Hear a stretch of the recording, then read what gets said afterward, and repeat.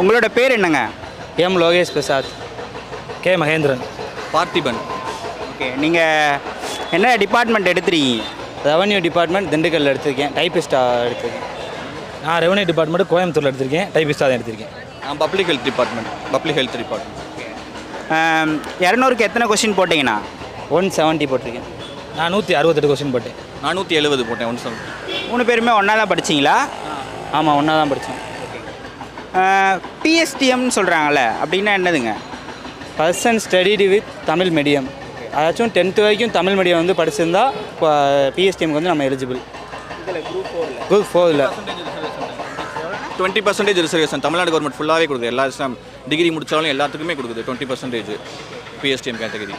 நான் வந்து பள்ளி வரைக்கும் தமிழ் மீடியம் படித்தேன், கல்லூரி ஆங்கில மீடியத்தில் படித்தேன். அப்போ குரூப் 4க்கு பிஎஸ்டிஎம் இருக்கா? குரூப் 4 செல்லுபடி. ஏன்னா 10வது வரைக்கும் நீங்கள் 10வது மட்டும்தான் நம்மளுக்கு கணக்கு. இதில் நம்மளை டிகிரி ஸ்டாண்டர்டில் எடுக்க போது மட்டும்தான் 1வதுலேருந்து நம்ம டிகிரி வரைக்குமே நம்ம தமிழில் படிச்சுருந்துருக்கணும். இது குரூப் 4க்கு வந்து 10th வரைக்கும் தமிழ் படிச்சிருந்தாலே போதும் பிஎஸ்டிஎம். இப்போ பள்ளி புத்தகங்களில் எங்கே வாங்குறது அப்படின்னு நிறைய பேர் கேட்குறாங்க. எங்கெங்கெல்லாம் அவைலபிளாக இருக்குங்க? மதுரையிலே ஷாப்ஸில் வந்து அவைலபிளாக இருக்குது. தங்கதிகள் தேட்டர் முன்னாடி ஒரு கடை இருக்குது, அங்கே அவைலபிளாக இருக்கும். அதை விட்டால் கிஷ்கிந்தா கார்மெண்ட்ஸ் இருக்குல்ல, அதுக்கு ஆப்போசிட்டில் வந்து ஒரு சந்துமாக இருக்கும். அதில் ஃபுல்லாமே புக்கு வந்து அவைலபிளாக தான் இருக்குது. வேணா வாங்கிக்கலாம். இங்கே இருக்கும் தமிழ்நாடு பாடநூல் கழகத்துலேயே நம்ம வாங்கிக்கலாம். புதுசாக புக்கு தேவைப்படுறவங்க எல்லாமே இங்கேயே கொடுப்பாங்க அவங்க. அது போக நம்ம இந்த பழைய புக் ஷாப் கடை அந்த மாதிரி கடையில் போயிட்டு நம்ம எடுத்துக்கலாம் புக்கு. அதுக்கு புக்குக்கெலாம் இப்போ நிறையா சோர்ஸ்லாம் நிறையா இருக்குது புக்கு கிடைக்கிறதுக்கெலாம். ஆன்லைனில் எல்லாத்துலேயுமே புக்கு இருக்குது ப்ரோ. ஸ்கூல் புக்கை படித்தாலே போதும், பாஸ் ஆகிடலாம். ஓல்டு புக் புது புக் எங்கனாலும் நம்ம வாங்கிடலாம். ஓல்டு புக் கிடைக்கிறதுலாம் கொஞ்சம் சிரமங்கள் இருக்குது. அது வந்து கடை நிறையா இருக்குது, அதுக்குமே நிறையா கடைகள்லாம் இருக்குது, அதெல்லாம் வந்து வாங்கிக்கலாங்களாம். உங்களுடைய பயணம் எத்தனை ஆண்டுகள், எவ்வளோ நாள் படிச்சிங்க நீங்கள்? நான் 3 வருஷம் படித்தேன். ஓகே. இந்த 3 ஆண்டுகள் உங்களுக்கு எப்படி டிஎன்பிஎஸ்சிக்குள்ளே வரணும் அப்படின்ற எண்ணம் வந்தது? என்ன படிச்சிருக்கீங்க நீங்கள்? நான் எம்பிஏ முடிச்சிருக்கேன். எம்பிஏ எம்பிஏ அப்படின்றது ஒரு பெரிய படிப்பு இல்லையா? அது ஒரு மாஸ்டர் டிகிரி. அதை படித்தா நிறைய கம்பெனிகளில் மேனேஜராக போக முடியும், ஹெச்ஆராக போக முடியும். அதெல்லாம் விட்டுட்டு டிஎன்பிஎஸ்சிக்குள்ளே வரணும் ஏன் நினச்சிங்க? சின்ன வயசுலேருந்தே கவர்மெண்ட் ஸ்டாஃப் ஆகணும்னு ஆசை. அதில் வந்து அதனால். ஓகே. செல்ஃபாக படிச்சிங்களாண்ணா? சேர்ந்து தான் படித்தோம். என்னோட சேர்ந்து தான் படித்தோம். இப்போ ஒன்றா படிக்கிறதால என்னென்ன பெனிஃபிட்டுங்க? சேர்ந்து படித்தோம்னா இப்போ ஒரு 10-15 பேர் படிக்கிறோம்னா இவனுக்கு தெரிஞ்சதை எனக்கு சொல்லுவேன், எனக்கு தெரிஞ்சதை இவர் சொல்லுவான். அப்படியே சேர்ந்து படிப்போம். எவ்வளோ கஷ்டமான பாடமானாலும் ஈஸியாக படிச்சிடலாம். கொஸ்டின் புக்கு எவ்வளோ பெரிய புக்காக இருந்தாலும் டக்குன்னு படித்து முடிச்சிடலாம், ஈஸியாக முடிச்சிடலாம். தனியாக படிக்கணும்னு வச்சுக்கோங்களேன், ஒரு வாரம் 10 நாள் ஆகும், படிக்கவே மைண்ட் வராது. இப்போ இதே நான் அந்த கூட்டத்தில் போய் உட்காந்தா கூட எனக்கு 4-5 பாயிண்ட் அப்படியே மைண்டில் நிற்கும். எக்ஸாமுக்கு அதே நாங்கள் படிக்கிறதே வரும். அப்படியே நான் குரூப்பாக படித்தோம்.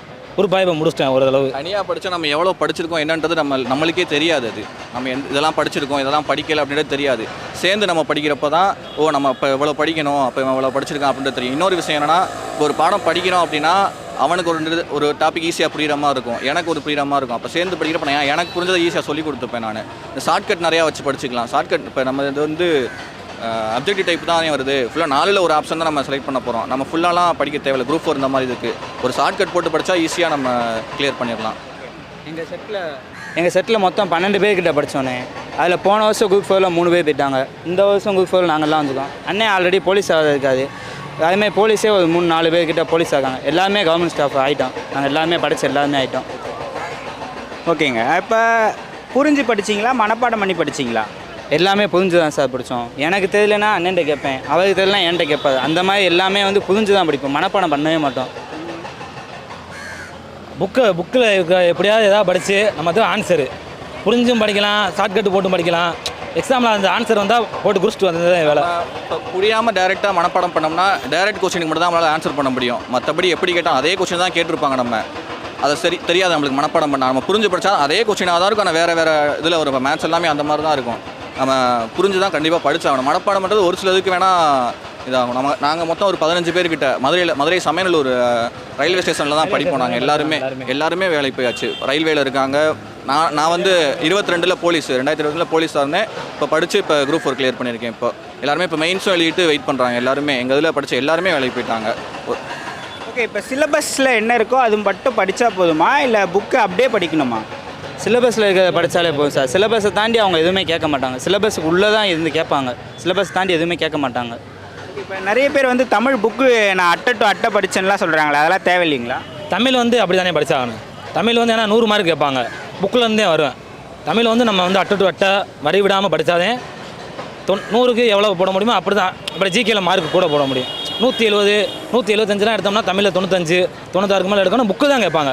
புக்கு 6ஆவது 12ஆம் முடியே வாங்கி படிக்கணும். தமிழை நல்லா படிச்சிட்டோம்னாவே எங்கிட்ட ஜிகேல மார்க் வந்துடும். ஈஸியாக பாஸ் ஆயிடலாம். தமிழ் கணக்கு அது ரெண்டும் போட்டு பார்த்தா போதும். அதே தான் தமிழ் வந்து நம்மளுக்கு 90க்கு 100 கொஸ்டின் கேட்குறப்ப நம்மளுக்கு மொத்தம் 200 கொஸ்டின் தான். இப்போ 100 தமிழ் 25 ஆப்டிடியூட்ன்றப்ப 125 நம்மளுக்கு வந்து இது இப்போ தான் சிலபஸ் வந்து இப்போ சேஞ்ச் பண்ணி என்னென்ன டாப்பிக்கில் எத்தனை கொஸ்டின் சொல்லியிருக்காங்க. இதுக்கு முன்னாடிலாம் அப்படி கிடையாது. இந்த 125 மட்டும் தான் நம்மளுக்கு தெரியும். மிச்சம் 75 வந்து எங்கேருந்து கேட்குறாங்க, ஒரு டாப்பிக்லேருந்து எவ்வளோ வருன்றது நம்மளுக்கு தெரியாது.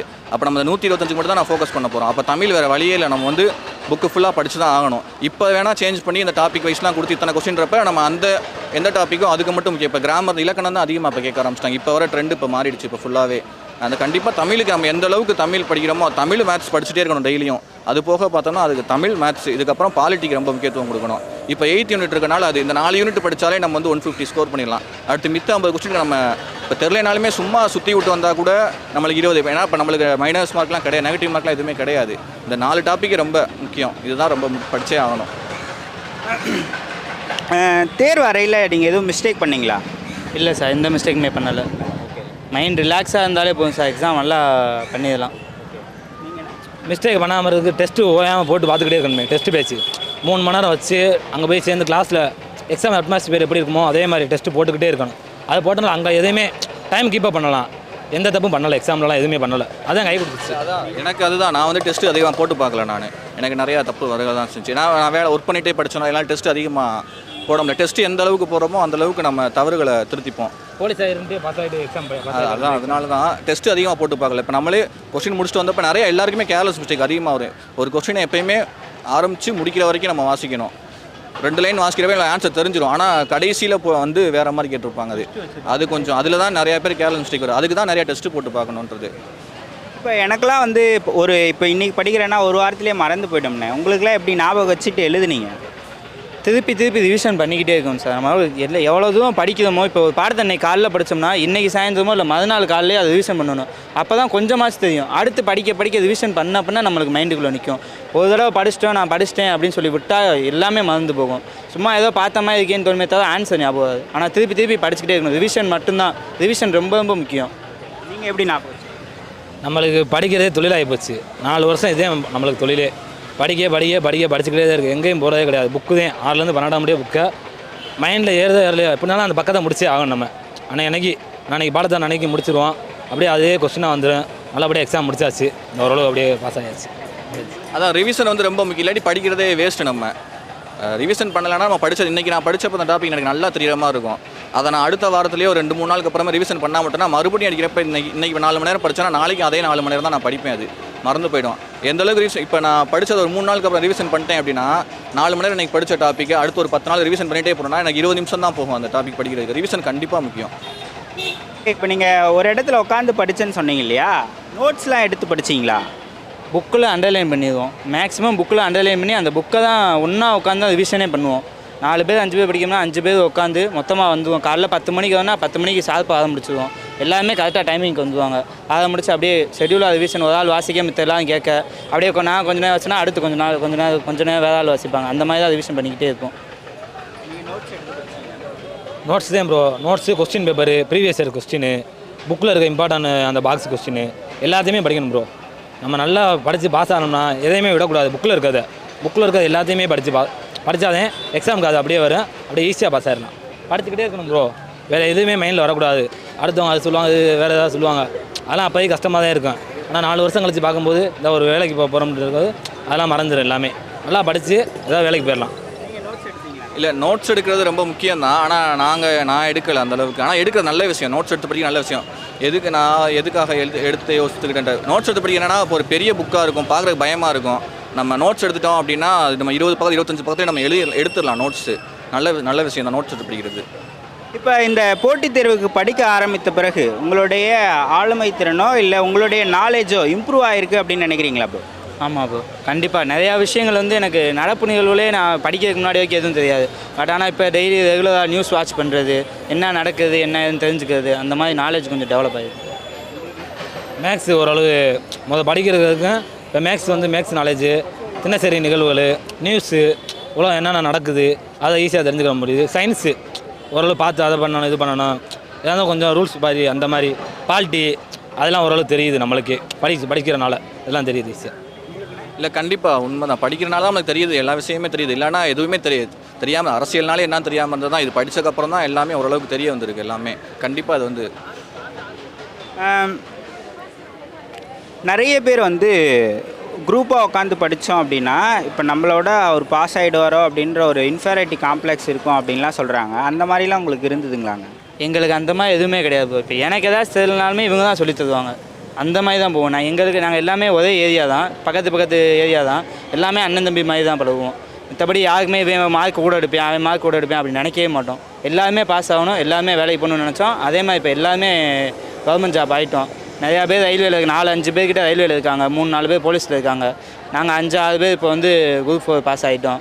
அடுத்து குரூப் 2 மெயின்ஸும் எழுதியிருக்கோம் எல்லாருமே. அதுக்காண்டி வெயிட் பண்ணியிருக்கோம் 2 இயர் மெயின்ஸுக்காக. ஒன்றுபட்டால் உண்டு வாழ்வு ப்ரோ. எல்லாமே சேர்ந்து தான் படித்தோம், நல்லா பாஸ் ஆகிடுவோம், அவ்வளோதான் ப்ரோ.